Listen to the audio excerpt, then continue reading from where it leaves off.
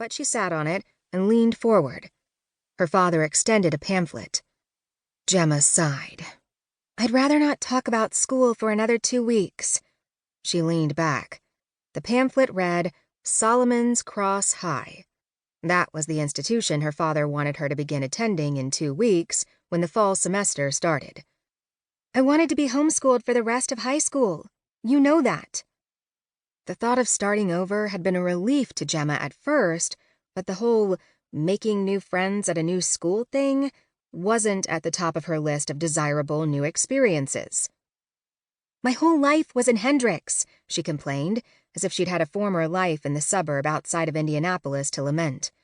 She'd had few friends, and they had been around more for the sake of convenience than anything else. She doubted any of them would keep in touch with her for longer than a month. "I know, sweetheart, but you'll become a hermit like your old man doing that," Tad told her with a kind smile.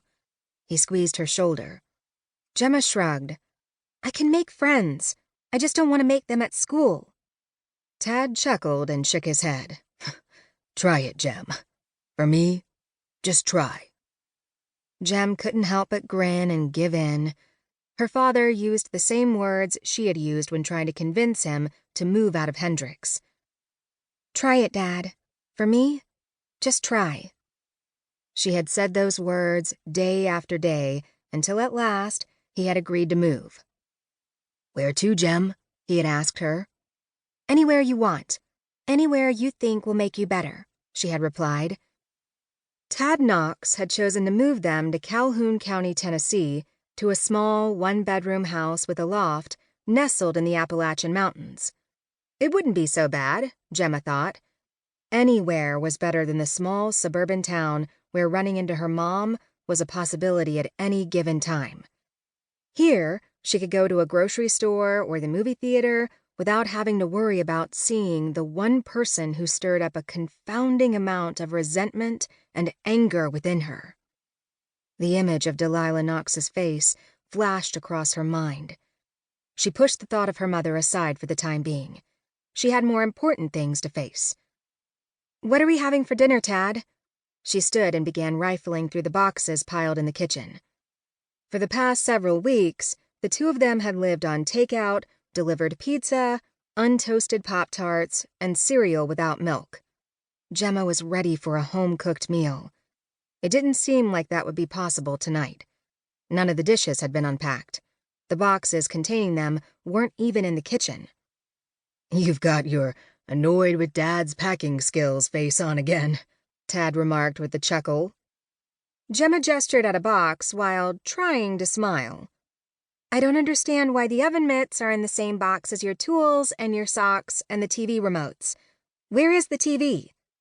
Tad shifted, his eyes drifting about the kitchen and into the darkened living room.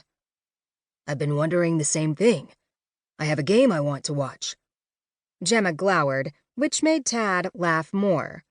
She continued to search the boxes.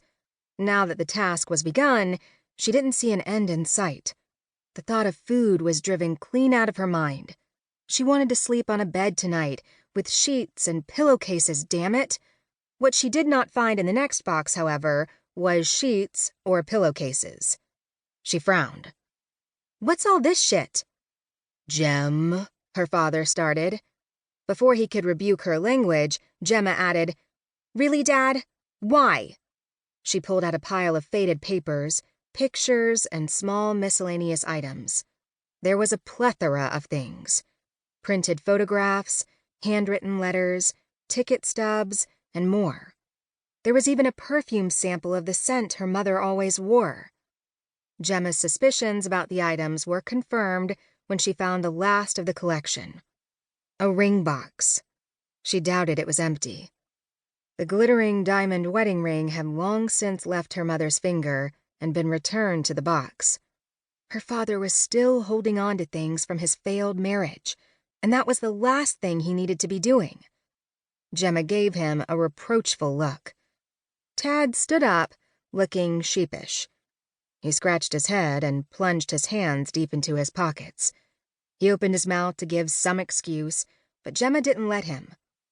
"You promised a fresh start. You promised me you wouldn't bring these things."